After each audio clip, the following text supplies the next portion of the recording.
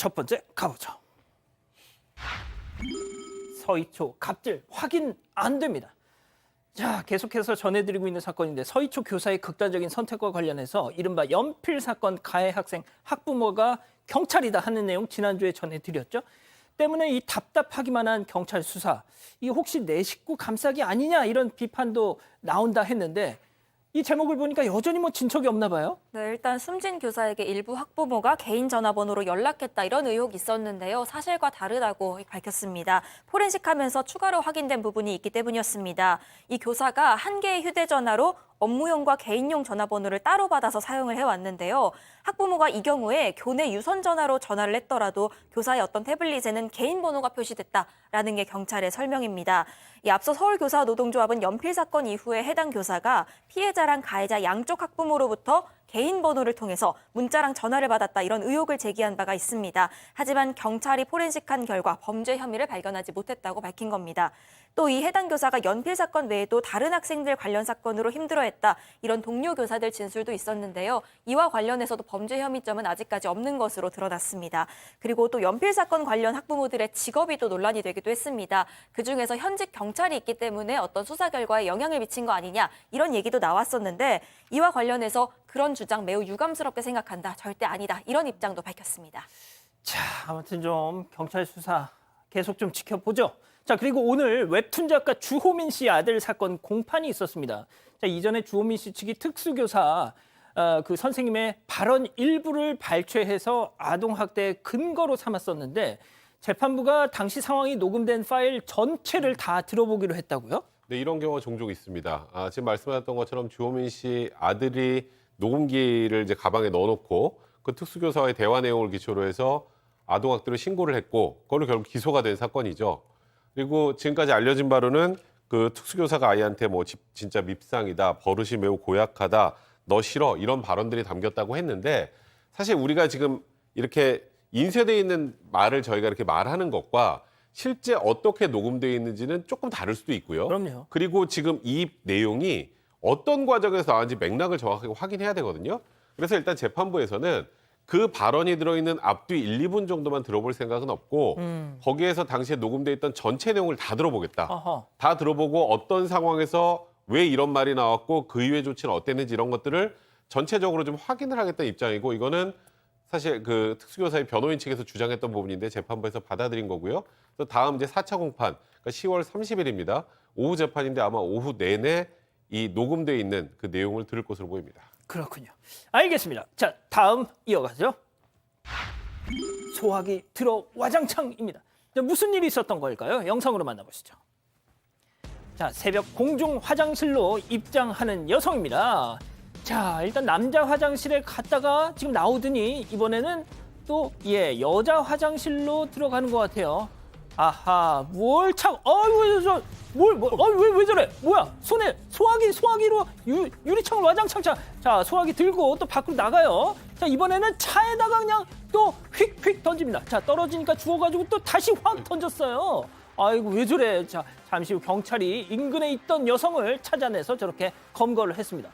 왜 저러는 거예요, 도대체? 예, 지난 14일 새벽 1시쯤 서울 중구의 한 여성이 공중 화장실에서 소화기를 갖고 나와서 저렇게 유리창을 깨고 주위에 있는 차량 한 대를 손괴했다라고 합니다. 이 여성 알고 보니 은행 거래에 문제가 발생해서 굉장히 이렇게 분노에 차고 화가 나서 이런 행동을 했다라고 하는데요. 아무리 화가 난다고 할지라도 화장실에 안에 있는 소화기를 가지고 와서 저렇게 유리창을 깨고 자동차를 만약에 부수었다면 당연히 손괴죄로 처벌할 수 있을 것이고 그러한 어떤 소화기는 위험한 물건에 해당되기 때문에 특수손괴죄로 아마 처벌받을 가능성이 충분히 열려 있다 이런 말씀드리겠습니다. 그렇군요. 알겠습니다. 자, 다음 또 이어가죠. 고층 아파트 전문가입니다. 자, 사반 가족께서 제보해 주신 영상 만나보시죠. 자, 어느 아파트 엘리베이터 남성 탑승했습니다. 자, 고층으로 쭉쭉쭉쭉 올라가고 있는데요. 자, 문이 열리고 내리더니 바로 갈 줄 알았는데 그냥 일단 좀 엉거주춤 서 있어요. 왜 안 들어가지? 자, 몇십 분이 지난 후에 자, 다시 엘리베이터 문 열리고 탑승합니다. 알고 봤더니 그 남의 집에 침입해서 화장대를 뒤져가지고 시계와 현금 등을 훔치고는 신발 자국까지 남겨놓고 달아난 도둑놈이었습니다. 저 남자. 자, 그런데 다행히 잡았어요. 자꾸 봤더니 충격적이었습니다. 네, 그렇습니다. 우리 사반 가족께서 제보해 주신 영상인데 지난 4월 달에 서울 광진구에서 이렇게 절도범이 집에 온 거예요. 이분께서 17층에 사는데 이날 3,500만 원 상당의 물건들, 그러니까 예물시계 3개, 현금, 금 이렇게 해서 3,500만 원을 도난을 당했습니다. 나중에 제보자가 CCTV를 확인을 해보니까 저 남자가 저렇게 17층에 내렸습니다. 아니에요. 18층에 내렸습니다. 그리고 이 제보자의 집은 17층인데 17층과 18층 그 사이에 계단 있잖아요. 예. 거기에 작은 창문으로 들어가서 외벽을 타고 이 제보자의 17층 집에 들어가서 이제 도난을 한 거예요. 근데 이때 시간이 오후 4시입니다. 그 사실은 주부들이 뭐 이렇게 분리수거도 하러 나가고 이렇게 사람들이 많이 왔다 갔다 할 텐데 사실은 우리가 뭐 17층, 18층 이런 데 이렇게 하늘을 쳐다보고 살지 않잖아요. 그럼요. 그러다 보니까 아무도 이 사람의 이 절도를 눈치를 못 챈 건데 이 사람 보니까 이렇게 고층 아파트만 전문적으로 터는 저는 처음 들었는데요. 고층 아파트 전문 터리범입니다. 그래서 그런 이렇게 높은 집만 지금 한 서울에서 한 10가게 정도를, 10집 정도를 이렇게 절도를 했다고 합니다.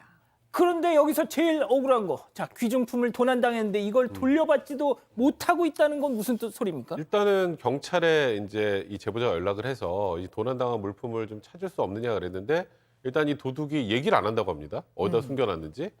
사실 그건 현실적으로 찾긴 좀 어렵죠. 주거지에서 찾거나 이러면 모르겠지만. 그래서 찾지 못해서 일단 검찰을 송치한 상태라고 하는데요. 통상 이런 경우 보통은 이제 이렇게 절도범들이 검거가 돼서 본인이 중한 처벌을 받을 것 같으면 본인이 스스로 훔친 거를 내놓던가 합의를 하는 경우가 있는데 그냥 말 그대로 이렇게 배째라 나는 몰라 이렇게 나서면 현실적으로 할 수 있는 게 두 가지가 있는 게 하나는 민사상으로 손해배상 청구 소송을 할 수 있고요. 두 번째는 이제 형사배상명령이라는 걸 신청할 수 있는데 문제는 그래도 저 사람이 가진 게 만약에 없다면 그럼 그걸 나라에서 대신 주지는 않는단 말이죠. 그렇죠. 사실 굉장히 답답한 상황입니다. 아, 이거 참. 알겠습니다. 자, 다음 또 이어가죠. 주유중 시동 꺼달라 하니 점점점. 역시 사반 가족께서 제보해 주신 영상 만나보시죠. 자, 직원이 휘발유 값을 결제한 뒤에 카드와 영수증을 차주한테 줍니다. 자, 그런데 이때 차주 갑자기 영수증을 턱 버렸죠, 지금. 그러놓고 자, 갑니다. 어이구. 자, 그런데 가다 말고 다시 멈추더니 다시 멈췄어요. 차에서 내립니다. 그러면서 다짜고짜 삿대질을 하면서 막 폭언을 장렬합니다. 자, 그렇게 해서 계속해서 삿대질하더니 아이고 뭐라고 야야야야 저거 어쩌고 자, 다시 차에 올라탑니다. 아이고 세상에 저 꼴을 보고도 직원분은 저렇게 고개를 숙여서 인사를 합니다. 너무 착해, 어이구 진짜. 자, 그런데 이 무슨 상황이었던 거죠? 네, 저게 어제 오후 12시 반쯤 전남 영암의 한 주유소인데요. 저 남성 손님이 오더니 기름 가득이요라고 해서 네, 알겠습니다. 엔진 정지 좀 부탁드립니다. 이렇게 얘기를 했다는 겁니다. 당연히 시동 껐다고 생각을 하고 한참 주유를 하고 있는데 중간에 보니까 시동이 안 꺼져 있는 걸 발견해서 다시 한번 이 손님에게 요청을 했습니다. 이 사실 주유 중인 자동차의 시동을 끄지 않을 경우에 이 엔진 스파크가 주변에 떠 있는 어떤 유증기와 만나면서 폭발로 이어질 수 있습니다. 굉장히 위험할 수가 있고요. 또 이렇게 시동을 끄지 않을 경우에 과태료는 손님이 아니라 이 사업소가 내게 됩니다. 이런 상황인데도 불구하고 이 손님은 시동 꺼달란 얘기를 듣고 나서 날이 이렇게 더운데 시동을 끄라는 거냐라고 따졌다고 합니다. 이 결국 주유 중단해라 이렇게 나오니까 21,000원어치까지만 주유를 하고 카드 결제를 한 뒤에 카드랑 영수증을 건네줬던 거죠. 그런데 손님이 저렇게 영수증만 차 밖으로 던졌던 겁니다. 이 직원이 이 상황이 너무 어이가 없다 보니까 헛웃음이 나왔다고 하는데 그걸 본 건지 다시 내려서 욕설을 한 겁니다. 제보자에 따르면 차주가 그때 이런 말을 했다고 합니다. 내가 기자다. 기자의 명예를 걸고 너를 그만두게 하겠다. 라고 제보자가 일단 주장을 하고 있는데 그러다 보니까 직원이 일단 고개를 숙이고 사과를 할 수밖에 없었습니다. 아니, 명예훼손일 것 같은데요, 예. 기자에 대한. 기자. 내가 기자인데. 제발 아니기를 바라지만 만약 맞다면 이참에 꼭 소문 나가지고 회사에서 됐으면 좋겠어요. 자, 어쨌든 직원분 결국 고소를 결심하셨다고요? 네, 일단은 조금 전에 저희가 본 영상에는 정확하게 나오진 않습니다만 주변에 다른 사람들도 좀 있었다고 해요. 그러니까 뭐 지금 조금 전에 했던 내가 기자인데 뭐 내 명예를 걸고 널 그만두겠다 이거보다 그 전에 했던 욕설까지 종합한다면 모욕죄에 해당할 수 있다고 판단을 하신 것 같고 그래서 그걸로 고소한다고 하는데 더 나아가서는 위력에 의한 업무방해에 해당할 여지도 분명히 있습니다. 뭐 정확하게 저희가 지금 저 영상 안에서 소리가 들리지 않아서 제가 모욕죄가 성립한다 안 한다 하기 좀 어렵겠습니다만 조금 전에 말씀하셨던 것처럼 만약에 진짜 뭐 기자분이라면 빨리 얼른 가서 저 직원분에게 사과하고 고소를 좀 막아보시는 게 어떨까 싶네요. 예. 기자. 승현님, 네. 기자 아무것도 아닙니다, 진짜. 기자는 되게 소중하죠. 우리나라의 언론을 중심에서 가지고 우리나라의 언론을 이끌어가는데 요즘 발길에 채이는 게 기자예요. 그럼에도 불구하고 기자는 중요합니다. 그런데 그런 기자가 저렇게 내 직을 걸고 너를 뭐 이렇게 안 좋게 만들겠다는 거는 기자가 절대로 해서는 안 되는 일이에요. 아이고. 알겠습니다. 혹시 어디 기자인지 아시는 분 계시면 저희한테 제보 좀 주세요. 다음 이어가죠. 베란다 흡연하더니 휙입니다. 자, 이번에도 사방 가족께서 제보해 주신 영상 만나보시죠.